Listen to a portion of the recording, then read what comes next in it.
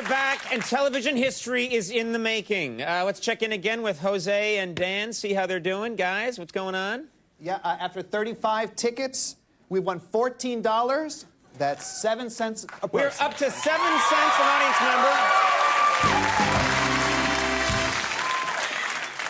All right, now it's time to sweeten the pot just a little bit. I do okay in television, if you know what I mean. In the commercial break, I went to the local store, a little store out there, and I got 3 extra tickets that I'm going to add to the kitty right now, increasing our chances a little bit, don't you think? Dan, you want these 3? You take these tickets back and add them to it. Now, keep in mind, folks, this means if one of those 3 tickets hits, I'd like to be cut in on that, okay? It's only fair. All right, you know my first guest for providing the voices of many Springfield residents on The Simpsons. He also stars in the Showtime series Huff and is currently appearing on Broadway in the hit show Spam-A-Lot. Please welcome Hank Azaria.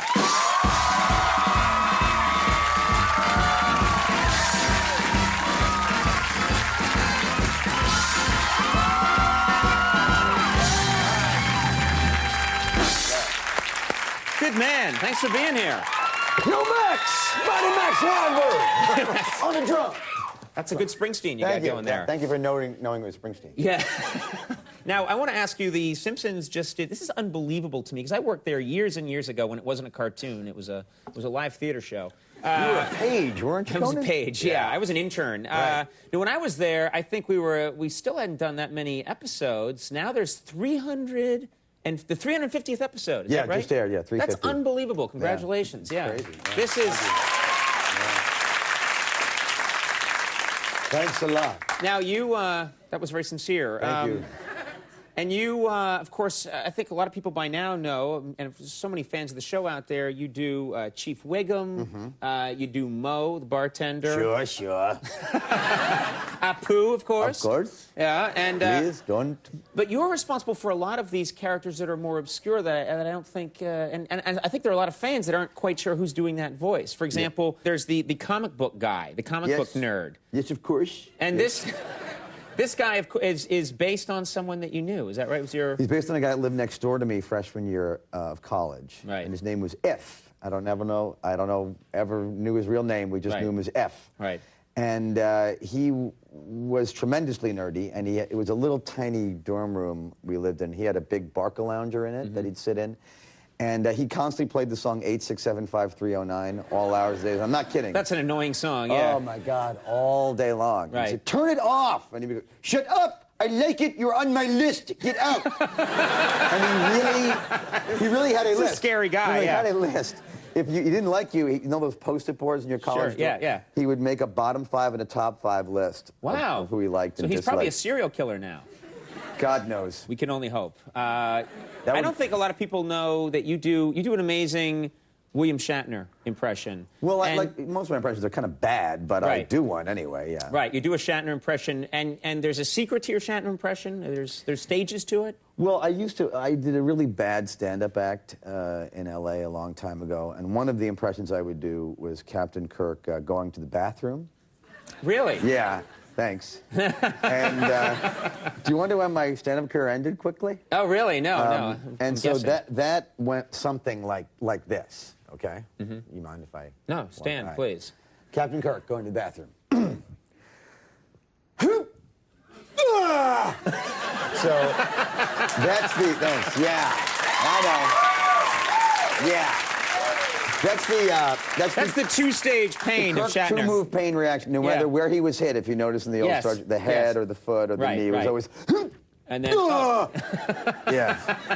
He learned that's the Meisner technique, I'm sure. Somewhere in Canada he learned that. Now, you used to do voiceovers in commercials. Oh, yeah? And then you stopped abruptly. I mean, you've had a lot of success. You probably don't need to do it, but there's still big celebrities that like to do it for cash. You stopped. Something made you stop. I hated it. I did The Simpsons first and got very spoiled by how good the writing was and how fun and free it was and everything. And then I was like, well, after doing it for a lot of years, I'm like, I might as well try to do some commercial voiceovers and stuff. And I did it for a couple of years, and it's really lame and insipid most of the time. And it was driving me insane. Right. And the last one for me was they were doing an ad campaign for Jello Man, which was a Jello Man, which was a computer-generated, computer-animated Jello-O that lived in your refrigerator, and they needed a voice for it. Right. So, you know, I went to do the audition, and it seemed to me like he was a vagrant, Jello Man, if he lived in your fridge. That was my artistic take on it. Your choice was that he's a homeless person. Exactly. Yeah. They would have liked this mentality at The Simpsons. They Sure. like this kind of thinking. Right, right.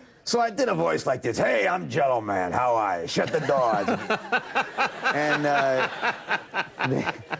did the monologue, and the casting director lady went, okay, that was very good. But Jello Man, you know, he should have an edge like you gave him, but we don't want him to frighten the children. We want the children to like Jello Man. And she went on and on and on. And as she's talking, I knew that this was going to be my last moment of voiceover audition. You felt like something snapping in your brain. I knew I was done. I really knew I was done. And she went on long enough for me to really work something up as a way to go out with a bang. And she finished talking and wanted me to do a second take, and I just went, you do know that Jello Man's not real, don't you? And I left. Right, you just were out the door. That was it. That was the last moment. I have to say, I mean, I admire your talents, but I kind of agree with her, your choice. You don't like my choice? I don't love the choice, because usually when they make a character who you're supposed to eat, like a candy bar or something, it always sounds like, hi, everybody! Yeah. But your guy's like, hey, try eating me, it's good. That's kind of like, eat me. I think That's not good. I'm Jello Man, eat me. Not That would have been good. I wish I could have talked to you before you went in there. Yeah, now you're doing this show. You realize that Jello Man's not real, right? I don't actually. You shattered a dream for me. I never want to see you again. Now, Spam-A-Lot. This show is a huge success. Yeah. This show, and when I first heard that you were doing it, I thought I didn't realize that you sing and you dance. Well, you know, not really. No. No. Tremendous handicap to trying to do a Broadway musical. Right, right. Is not being able to sing and dance. But Right. Well, I mean, have you tried? You've clearly tried. I tried. Yeah, I tried like the Dickens. Yeah, Right. but no, I'm really there to do most of the wacky, crazy voices, Right. and they gave me less and less singing and dancing as time went on. I mean, stuff that, you know, the choreographer was so patient with me. A great guy named Casey Nicola and his assistant Darlene Wilson, and they'd give me dance moves that everybody else would get in a day, maybe 3. Right. After 3 weeks of trying, I would like present that, like they wanted me to do this thing called the washing machine, which is a dance move, okay? Which, I don't know what that is. It's just really, it's not something you want to see me do, okay? Okay, okay. And it's, no, God. Maybe you could tell me and I'll do it. All right. Well, you know what? I'll show you just to illustrate the story, okay? Yeah. The washing machine goes like this. And by the way, they've cut this from the show. They don't allow me to do this Yeah, I on love stage. that, yeah. Right? A washing machine is like this. All right? Basically, I look like Jackie Gleason. I was like, Carlos was teaching me to do the mambo. Yeah. All right? But exactly. So I did that, and I showed them that. Right. And the choreographer looked at me much like you did. He went, staring at my crotch region, by the way. Went like Which I was this. also doing. Yeah, And that was long before the washing machine. You're only human. How can you help yourself? Yeah. Staring down at my midsection like this. Yes. I was like, did I not do that right? He goes, no, you did it right. Yeah. It's just that's a horror show that we Yeah, can never do that let. again. If you had combined that move with Jello Man's voice, you'd have had baby. Yeah. That's a pervert. That's what you know. Yeah, That's a very nice pervert there. Mm-hmm. Spam-A-Lot, a huge success. No one can get tickets for this show. It's a sensation. It's now playing Sometimes they don't let us in to perform it. It's really it's just people come in and look at an empty stage. It's playing at the Schubert Theater on Broadway in New York City. Thank you so much for doing it. Great having you here. That was amazing. Let's check in with Jose and Dan. Let's see how they're doing, guys. Guys, what's the latest? After 75 tickets, $69, 34.5 cents a person. Yeah, this is getting someplace. You're not cut in for this, by the way. We can't. It's only for the audience. All right, okay. Hank Azaria, thank you. We'll take a break when we come back. George Foreman's here.